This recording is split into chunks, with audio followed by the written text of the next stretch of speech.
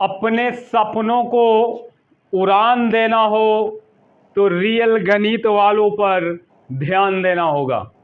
तो चलिए, जितने विद्यार्थीगण हैं ये सभी ये रियल गणित वालों चैनल पर आप लोग ध्यान दीजिए, लाइक कीजिए, सब्सक्राइब कीजिए और चैनल को आगे की ओर बढ़ाइए।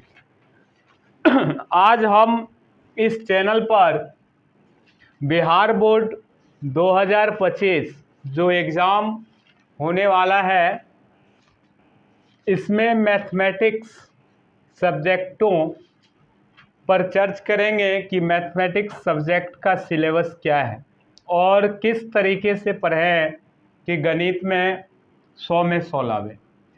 कल का जो वीडियो था उसमें 10th क्लास के बारे में बताए थे कि गणित में हम 100 में 100 कैसे लाते हैं। तो उस वीडियो को भी आप लोग देखिए और वहाँ से सीखिए कि क्या तरीका है कि गणित में 100 में 100 लाते हैं। तो आज का वीडियो है क्लास 12th मैथ में 100 में 100 कैसे लाएंगे। तो वीडियो को ध्यान से देखते रहिएगा, स्किप नहीं कीजिएगा, नहीं तो आपको एक भी शब्द छूटता है तो फिर प्रॉब्लम हो जाएगा। तो ये रियल गणित वाला चैनल है। इस चैनल पर आपको मोटिवेट किया जाता है, आगे की ओर बढ़ाया जाता है और सभी सब्जेक्टों का सिलेबस समझाया जाएगा और साथ ही साथ आप लोग का सहयोग होता है तो ऑनलाइन क्लास भी चालू किया जाएगा। तो लाइक, सब्सक्राइब, शेयर जो होते हैं ये सभी आप लोग करते रहिए और चैनल को ध्यान से आगे की ओर बढ़ाते रहिए। अपने मित्रों के साथ भी शेयर कीजिए, क्योंकि यह चैनल में किसी भी प्रकार की बड़प्पन की बात नहीं की जा रही है। जो वास्तविक बात होती है उसी बात पर यह चैनल टिकी हुई है, सिर्फ आप लोगों पर टिका हुआ है। आप लोग सहयोग करते रहिएगा, चैनल आगे की ओर बढ़ते रहे। तो चलते हैं, आज हम देखते हैं क्लास 12th मैथमेटिक्स का जो सिलेबस है इसके बारे में। अभी तो आपको पता है कि मैथमेटिक्स में कुल पूर्णांक जो होते हैं ये 100 नंबर के होते हैं, लेकिन अभी जो पैटर्न है एग्ज़ाम का दुगुना कर दिया गया है। इस दुगुने में 50% ऑब्जेक्टिव रहते हैं। ऑब्जेक्टिव टाइप जो होता है 50% रहता है। 50% ऑब्जेक्टिव, 50% सब्जेक्टिव, यही प्रश्न पूछे जाते हैं इस टाइप से। तो आपके लिए ऑब्जेक्टिव तो अनिवार्य है, उसको ध्यान से देखें, ध्यान से प्रैक्टिस करें। और सब्जेक्टिव भी अनिवार्य होता है, क्योंकि मुझे तो लाना है 100 में 100, तो एक भी नंबर कट रहा है तो फिर दिक्कत हो जाएगा।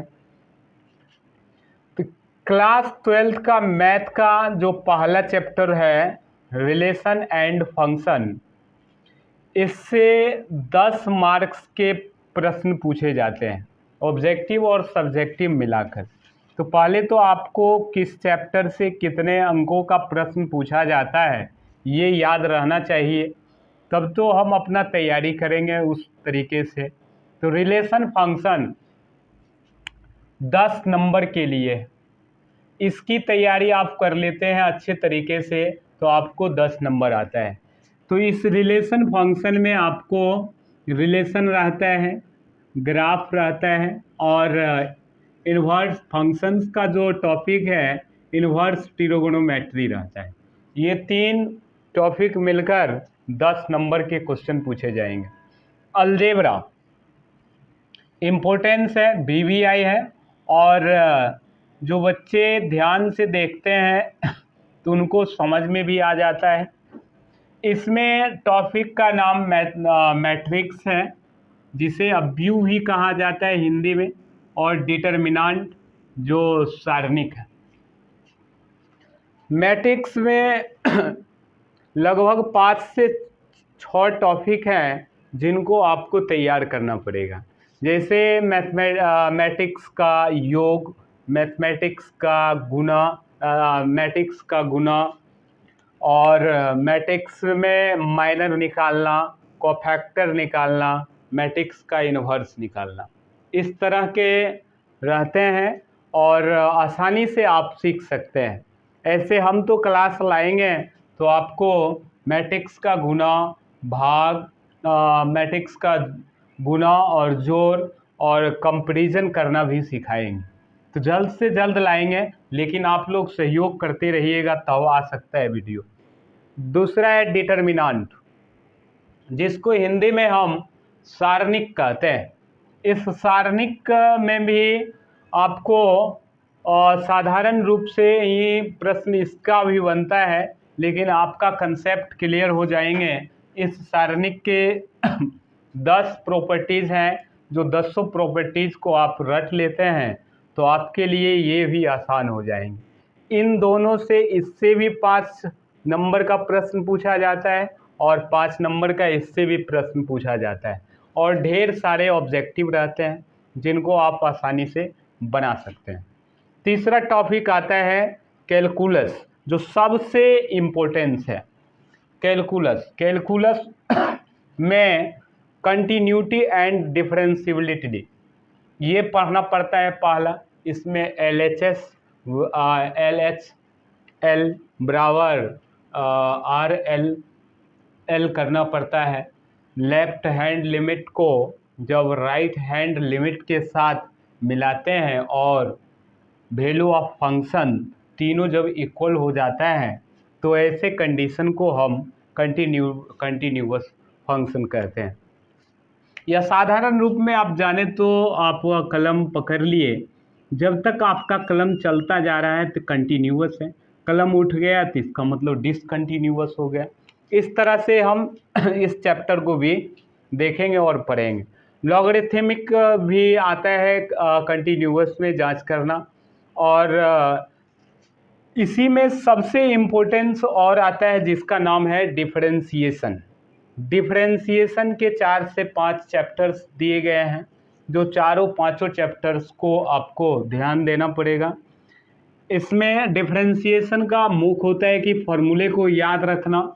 एक वीडियो ऐसा लाएंगे जिसमें आपको सभी फार्मूला बनाने का तरीका बताया जाएगा और याद करने का तरीका बताया जाएगा। ऐसे फार्मूले आपको याद होगा सिर्फ आप क्वेश्चन की प्रैक्टिस जितना अधिक से अधिक करें उतना आपको फार्मूले याद होते जाएंगे। इसी में आता है maxima, minima, tangent, normal, approximately, ये सभी टॉपिक मिलाकर डिफरेंशियल कैलकुलस को आगे बढ़ाता है। तो इतना चैप्टर आप डिफरेंशियल कैलकुलस में पढ़ लेते हैं तो आपका कैलकुलस का आधा पार्ट समाप्त हो जाता है, क्योंकि आप जान रहे हैं कि कैलकुलस 40 अंक के पूछे जाते हैं। और इसके बाद आता है दूसरा पॉइंट इंटीग्रल्स। इंटीग्रल्स में आपको इंडेफिनिट इंटीग्रल्स और डेफिनिट इंटीग्रल्स।